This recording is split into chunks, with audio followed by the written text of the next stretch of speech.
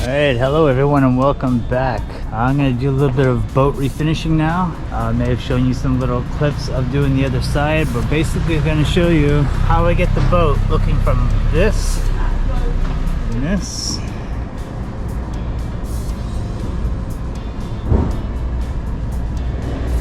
and this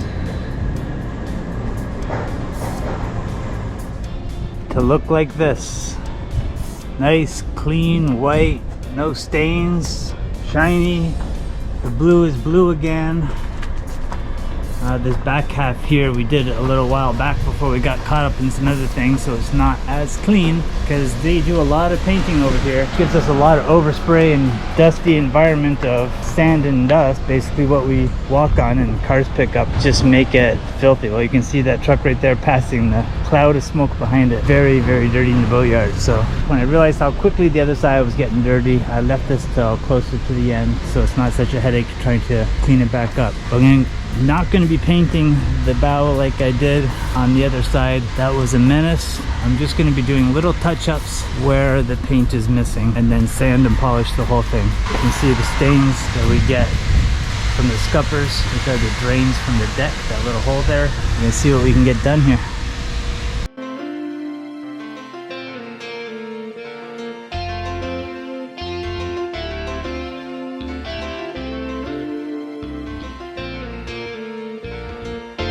Alright, what I'm doing here, this paint was all chipping and peeling here. So I ground it down with my Dremel. I'm just going to put a skim coat of what they call flex here. It's just a polyester filler. I'm going to sand it, shape it, and then just a quick touch up of paint. I'm not painting this whole side of the boat. I'm not going through that again. I just want it to look better. 1 year, maybe we'll get the whole boat painted. But for now, we're just trying to get it to look better. So this is a quick fix. Cleaning this up with some acetone. Filler sticks in there.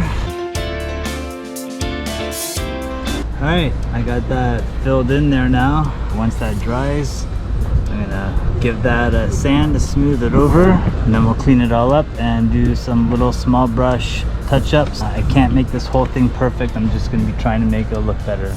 Alright, so next up I'm just going to be giving this a wet sand with some 1000 grit paper and take some of that hazing off of the blue, and then I'll be working with the electric sander on the white, getting the gel coat down in white. Alright, what I'm going to do here first is use my 6-inch electric sander with some 400 grit, and I want to take a nice thin layer off of here, removing all these stains that will not wash out. We've tried on and off, which is like a muriatic acid type stuff and acetone and other cleaners. Nothing's getting these stains out. This is in the glass now. So with this 400 grit, this will whiten this right up, and then increasing that to higher grits to get a smoother finish before polishing.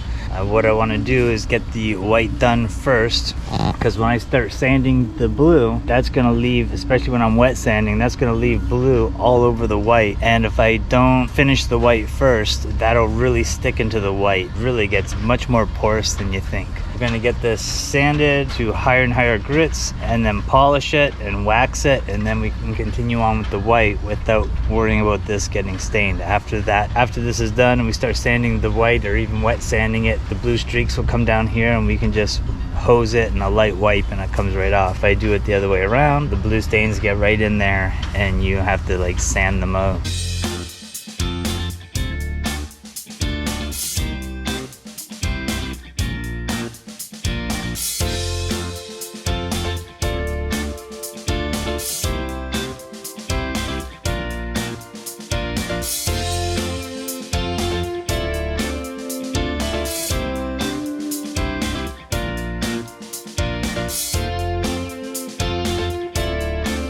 Alright, what I'm doing here is along this edge, I don't think they got enough gel coat on that at the manufacturer. There's all these little hollow spots. I've already somewhat filled a couple of them. I'm gonna go back over them now. You can see it's like hollow in behind there.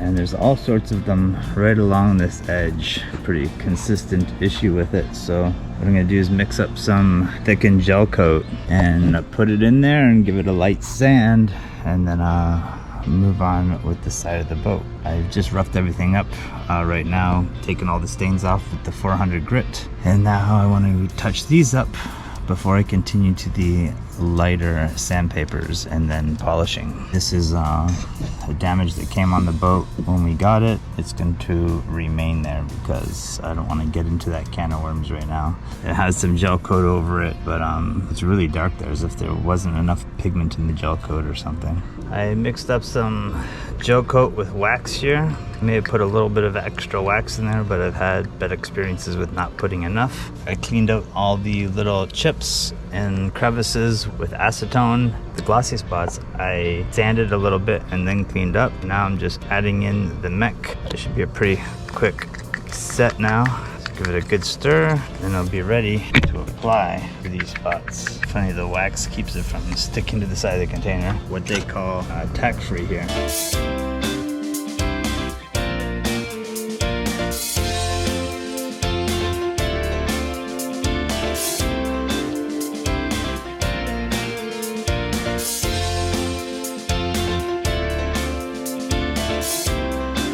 All right, there's my patches.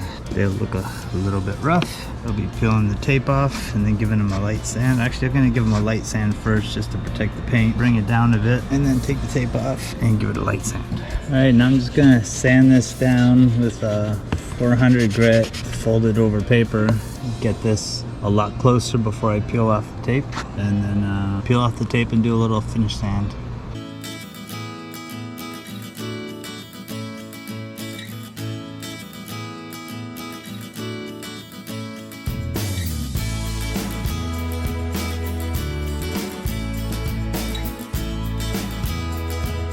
All right, next up, I'm gonna sand all of this with 600 grit paper. I'm gonna mark my spots with some masking tape, because now that I've gotten all the heavy stains off, it's gonna be much more difficult to see where I'm sanding or what I've already sanded. So I'm just gonna mark off areas and then knock them off one by one. We're gonna watch this quickly, because who wants to watch another 4 hours of sanding? I've been sanding for 4 months. I feel like all I do here is sand, but that's boatyard life. You wanna get into this life? That's what you gotta do. You come to a boatyard and you sand. Here you can hire people to do anything, but I'm kind of a do-it-yourself guy. I don't like hiring people. I can't stand around watching people. Even having them paint my hardtop was hard to do. I just kept busy doing other things. I'm a do-it-yourselfer. Probably a lot of you watching are a do-it-yourselfer as well, so I'm gonna continue on here. Follow along. I'm gonna get this boat to a nice shine. Got those chips all filled in. I'm 6 feet away and I can't even see where all those chips are. So I'm happy with that. That was all done today. We're gonna get this polished to a lighter and lighter, almost to a shine. Gonna wax the whole bottom before I even start the blue part.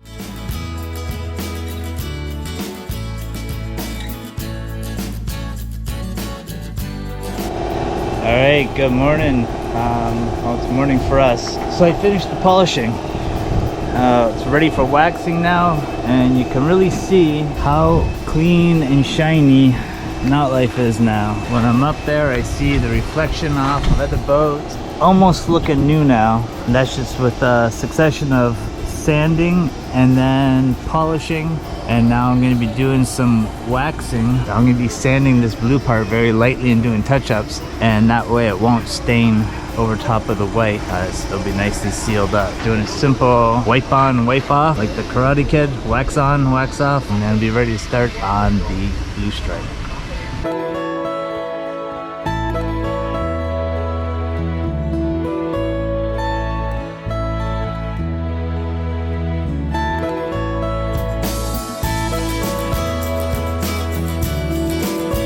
Alright, sorry for the noise, but that is the finished product of redoing the gel coat. It turned out great. It's so glossy, it's so smooth. Sure, she's got a few scars in her, but she's not a new boat. I'm really happy with the results. I think that the marine growth now won't stain it so quickly because it's been polished smooth, not just polishing over the stain like I did a few years ago when we started, but I brought it right down to a smooth surface and polished it and waxed it, and we should be able to keep it clean a lot longer now. It's gonna finish up the back of the boat, and then we're gonna start doing the repairs to the blue. Alright, it's been another day now. The white is all done. You can see the water's just beating off, and you can see how reacts differently here with no polish or wax. This is what we're tackling next. These scuppers, they're both in pretty bad shape.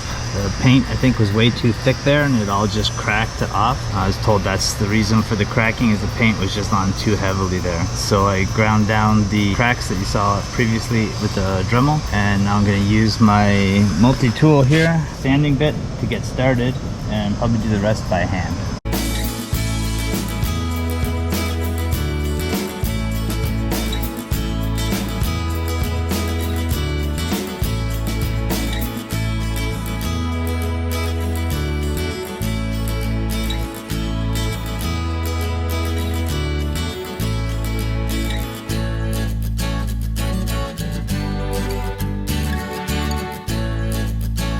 Can't tell how perfect that is because I can't even see it from here, but it'll be better than what was there.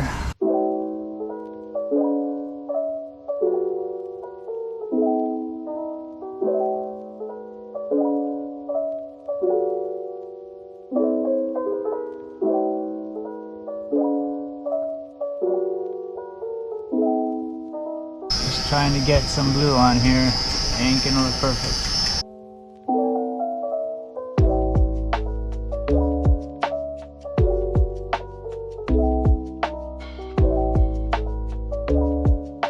As you can see, there are just spots everywhere. I'm not prepared to paint all of this while we're here. I'm just trying to get all the scratches kind of hidden a bit. We can make it another couple years without getting a full strip down and paint job. And since this is a pretty close color match, once this is done, I can lightly sand it and it won't be very noticeable once I polish the boat.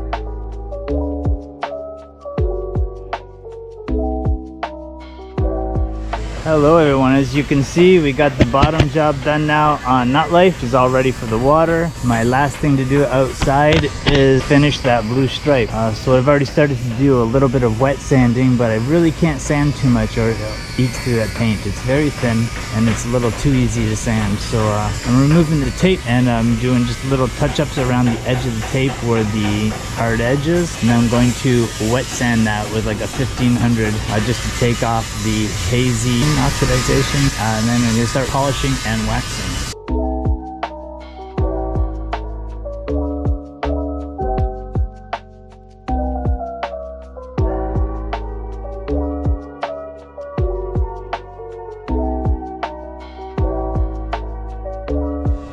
Okay, so I've now wet sanded it with 800 grit, then 1000 grit.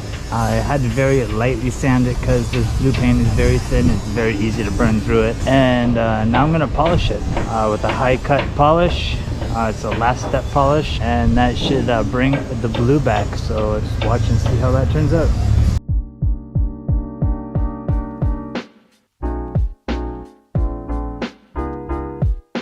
So I don't know if you can see that from that footage, but my polishing pad blew off. I already got a new Velcro pad installed on the machine, but the other side of the Velcro on this pad is already worn off. It's not a very old pad, so I'm just going to show a quick fix of how I resolved that.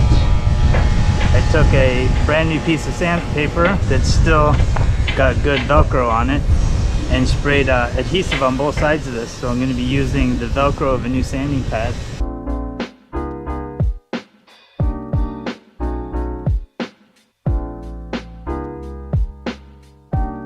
So sacrifice a sanding pad to get a good polishing pad. I only need to do this one last blue stripe and I'm done. So let's see how that works out.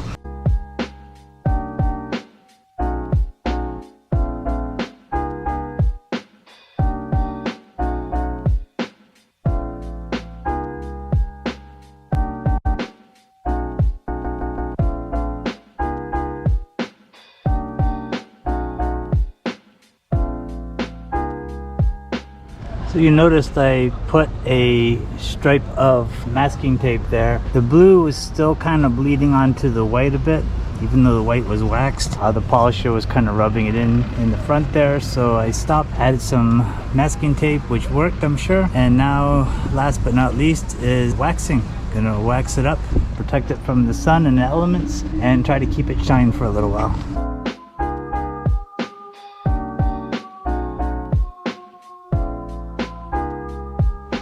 Alright, now that's the polishing and waxing all finished. Now life is pretty much ready for the water. Everything outside is done. I'm just going to do the same thing on the transom. And we're getting a boom bang installed. And there was an issue with it because when he was tapping out the cotter pins, as you can see up there, the boom is just kind of hanging. When he was tapping out the, not cotter pins, when he was tapping out the rivets, piece of the, I guess you'd call it like the gooseneck, broke off on the inside, so they had to remove it completely or bring it to a shop to get welded. So they're getting that fixed up for tomorrow, and that's it for out here. Thanks a lot for watching. Don't forget to share, hit that like button, and subscribe. Now life is almost ready to splash. It is exciting and nerve-wracking simultaneously because so many changes were made, like rebuilt transmission and propeller, that could go horribly wrong. But exciting for all the upgrades and changes. See you next week.